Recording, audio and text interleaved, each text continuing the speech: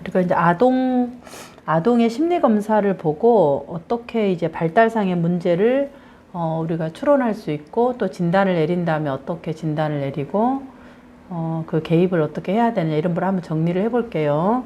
먼저 이제 발달상의 문제라는 게 우리가 검사를 통해서 볼 수 있는 발달상의 문제는 여러 가지가 있죠. 우리가 이제 그 DSM-5를 기준으로 한다 그러면 이제 발달에 대한 부분에서 보통 뭐라 그럴까, 발달을 저해하는 그런 요인이 여러 요인이 있는데 가정 환경을 만약에 이제 제외를 한다면 가정 환경이 이제 어려우니까 발달상의 문제라고 진단할 수 있는 요소 이게 뭐가 있나. 우선은 가장 큰 게 이제 발달상의 문제는 발달 장애라고 우리가 그 DSM-5에서 얘기할 때 발달 장애에 나온 게 가장 대표적인 것이 뭔가요? 언어하고 지능이죠, 인지. 그 부분을 먼저 살펴보는 거예요.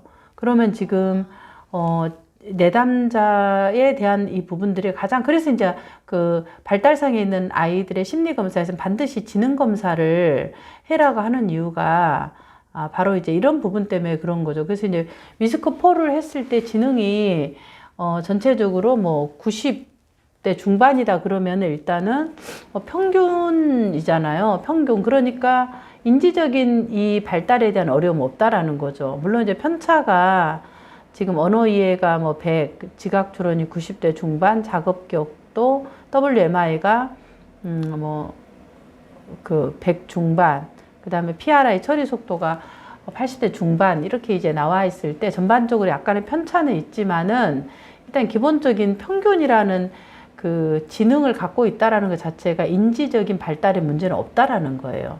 그럼 두 번째 이제 살펴봐야 되는 것은 언어 발달이 어떻나. 그래서 보통 8세, 9세 그러면 이제 학교의 취약 연령이에요. 취약 연령에서의 언어 발달은 수용 언어, 그 다음에 또 표현 언어. 그래서 지금 이 지능에서 먼저 언어 이해에서 그 VCI, 버벌 컴프레hen션 인덱스에서 100점 이상이 됐다라는 것은 기본적으로 읽고 이해한다라는 것이 충분히 되는 거죠.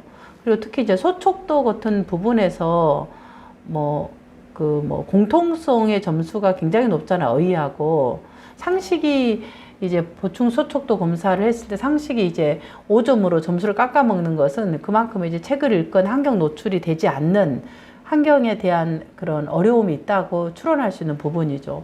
그래서 이런 언어 같은 것도 충분히 자기 표현하고 이해하고 이런 부분도 가능하기 때문에 언어적인 장애의 발달성의 어려움도 없다는 거죠.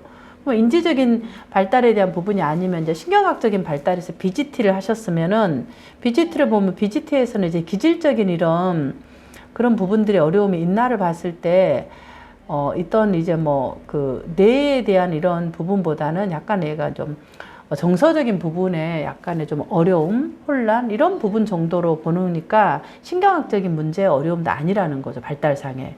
그렇다면 이제 인지적인 부분, 언어, 신경학적인 부분이 아니라면은 우리가 아동이나 유아에게서 볼 수 있는 발달상의 부분은 또 뭐가 있나요? 주로 정서, 행동적인 부분이죠. 그러면 행동적인 발달에 대해서 이제 나올 수 있는 그런 부분들은 행동적인 측면에 대해서 이제 주로 한다라는 게 이제 반항성 장애나 CD, ODD, ADHD 또 이런 부분인데 이건 또 행동적인 부분의 문제지만 신경 발달 장애적인 측면으로 본다 그러면 현재 내담자에 나와 있는 부분은 그건 아니죠. 행동적인 문제도 아니라는 거죠. 그러면 이제 남아있는 내담자를 볼 수 있는 발달상의 어려움이 뭐냐 그럴 때 정서적인 부분인 거죠. 그래서 정서적인 부분에 어려움이 나와 있는 게 주로 이제 우울이잖아. 우울하고 불안 이런 부분들. 근데 이제 아동이기 때문에 불안 같으면 분리불안 이런 게 있을 수 있겠고. 근데 지금 학교를 다니고 있는 그런 측면적인 것에서 스쿨포비아가 있고 이러니까 분리불안 장애는 아니잖아요. 그러면 이것도 제외하고. 그러면 뭔가 이제 그 정서적인 부분에서 우울에 대한 소아우울 이런 것들이 좀 해당되는가를 전반적인 검사에서 봤을 때 지금 처리 속도에서 되게 이제 점수가 많이 다른 것에 비해 상대적으로 떨어 있으면은 기본적인 약간의 이제 우울의 가능성이 있을 수 있겠다라고 우리가 가설을 하나 세울 수 있고, 그 다음에 행동 관찰을 봤을 때 매가리가 없고 힘이 없고, 왜냐면 뭐 8살, 9살 남자 같은 건 거의 뭐 날아다니잖아요. 그냥 막 뭐 슈퍼맨 수준으로 날아다니는데 늘 힘이 없고 좀 기운도 빠져 있고 이렇게 이제 에너지가 좀 많이 떨어져 있다라면은 한 번만 보는 게 아니라 1년 정도 내가 아동 상담이나 놀이치료를 했는데 그런 모습들이 지속됐다 그러면 일단 소아에 대한 우울이 있을 수 있겠다라는 가설을 세울 수 있다라는 거죠. 아까 처리 속도도 좀 떨어졌으니까. 왜냐하면 이 행동 관찰과 또 상담자하고의 관계적인 측면에서 놀이에서 보여지는 것은 매우 중요한 하나의 이제 그 자료를 제공한다는 측면에서 실제로 이제 상담자가 봤을 때 보는 것이 가장 중요한 거죠. 목소리라든가 에너지라든가. 1년을 봤을 때 변화가 없이 계속 그랬다면은 만성적인 소아 우울의 상태가 있을 수 있겠다. 그리고 참고 이제 이러다가 분노를 한 번씩 폭발하는 이런 것도 이제 우울이 극심할 때 나타날 수 있는 그런 부분이니까. 그러면 이제 그래서 우울에 대한 부분을 하나 이제 고려할 수 있겠고, 두 번째, 검사에서 본 거에서 또 전체 HTP 이런 부분들을 쭉 봤을 때 투사 검사에서 전반적으로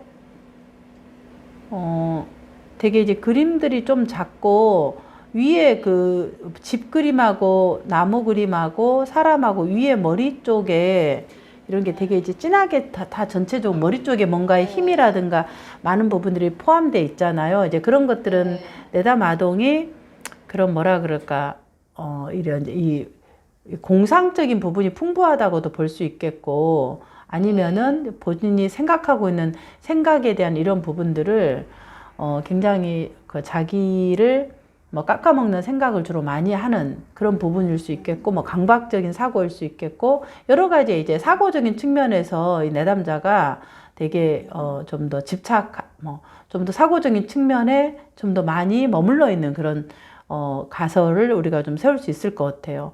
그리고 전반적인 그림들이 목도 없고 뭐가 사람하고 이 몸하고 연결하는 이런 부분에 대해서 이게 경계선이 없잖아. 목이라는 게 그런 경계선인데 경계선이 없고, 그 다음에 나무 그림에서도 위에 열매하고 이 기둥하고 이 경계선이라는 게 이게 왔다 갔다 하는 건데 여긴 또 경계를 지워줘 버리고, 직그림 같은 경우에서도 전반적으로 그런 이제 사고의 어려움 이런 것들이 이제 충분히 있을 수 있겠다. 그런 것들을 봤을 때 공통적으로 보여주는 투사 검사에서 보여준 내담자의 그런 것들이 이런 생각하고 있는 것들을 현실로 오는 부분에서 이게 이렇게 목이라는 게 우리가 어때요? 연결해 주니까 생각을 하는 거잖아요. 근데 이것이 없다라는 것은 약간 이런 상태, 이렇게 목이 없는 상태, 이런 상태. 그럼 목이 없는 상태라는 거는 이 둘을 연결해 주는 그 교점이 없다라는 거예요. 그러니까 이 사고, 8살, 9살은 이런 이제 상상의 생각을 많이 하고 좀 더 판타지 생각을 하고 있는 건데 그게 현실하고의 구분점이 없다라는 거죠. 그래서 이제 많은 이 내담 아동이 이런 판타지적인 생각 이런 것들에 많이 빠져 있을 수도 있어요. 그런 부분들이. 왜냐면 우리가 전반적으로 그림이 좀 작은데 내가 위축되고 작다고 생각하면은 아까 이제 우울하고 우리가 관련되어진 부분과 연결해 본다면은 내가 되게 이제 위축되고 나는 작다고 여겨지잖아. 우울한 상태에서는 내가 초라하게 보여지고, 그래서 이런 내 모습을 감추기 위해서 발까지 손까지 모든 부분들을 옷을 이런 그 빗금으로 된 옷들을 여자 남자 다 가리고 있잖아요. 그래서 가리고 싶은 그런 부분들이 이렇게 이제 있을 수 있는 부분도 있지 않을까. 그리고 똥만 싸고 씨만 싸다라는 더럽다. 이제 이런 거 얘기 자체가 자기가 자기 스스로에 대해서 가지는 하나의 그런 그 자기 상해에 대한 부분일 수도 있겠죠. 나이가 10살이라면 자기 또래의 나이기 때문에. 그래서 네, 그런 것들을 봤을 때 내담 아동이 굉장히 위축되고 자존감이 낮고, 정서적인 약간 우울의 상태들이 어느 정도 공존할 수 있겠다라는 게 완전히 우울에 대한 장애다, 소아 우울이다 이렇게 딱 단정하기보다는 그런 정서적인 상태에 약간 혼란한 상태, 이런 이제 그 정서적인 어려움에 대한 부분으로 진단을 하는 거죠. 그 다음에 이제 마지막 하나에 대한 진단을 고려할 수 있는 것들이, 이렇게 참다가 막 폭발해 버리는 거, 말을 함부로 해 버리는 거, 너네들 다 죽인다 막 이렇게 하는 것들, 실질적으로 막 뭔가 물건을 던진다라는 이런 행동들을 봤을 때 이게 이제 뭐라 그러면은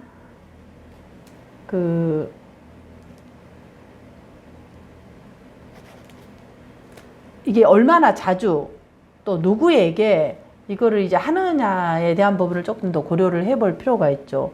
그래서 이런 부분들이 모든 대상들에게 자주 일어난다.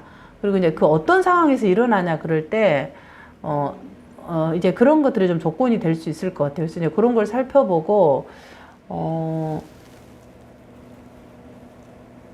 이런 이제 기분들이 계속해서 뭔가, 기분이 계속 뭔가를 이렇게 자극을 할 때마다 불쾌감들을 나타내고 짜증내고 폭발하고 이런 것들이 주기적으로 일어난다 그러면 우리가 기분장애에 들어가고 있는 6세에서 18세까지 진단할 수 있는 기분 불쾌감 곤란장애, 이런 이제 것들을 고려해 볼 수 있겠죠. 그러나 이것은 조금 더 탐색을 해보고 전반적으로 살펴봐야 될 부분이다. 그래서 이제 지금 이 아동에 대한 이런 부분들을 가지고 내담자의 발달성 문제가 있나, 뭐 진단명은 어떻게 해야 되느냐, 이런 것들을 이제 지금 고려를 하고, 이런 이제 가설을 두 번째는 상담자가 행동 관찰을 했을 때 많이 나타났다. 이게 되게 중요한 요소고, 그리고 그걸 이제 상담 과정에 1년 동안에서 어떤 과정이 나타났나, 상담자가 관찰한 내용, 그런 것들을 고려해서 전반적으로 내담자가 약간 이제 우울에 대한 부분들이 조금 더 많이 있어 보인다. 그래서 그로 인해서 자존감이 낮고 위축되고 행동은 약간 수동 공격적인 부분으로 나타난 것으로 보여진다. 이렇게 이제 약간 정서에 대한 부분으로 적을 수 있다라는 거죠. 부분들. 상담의 이제 개입에 대한 부분은 뭐 어떻게 고려를 하냐 그러면 상담의 개입은 이러한 이제 그 진단에 대한 것을 기반으로 우리가 이제 상담의 개입을 할 수 있을 것 같습니다.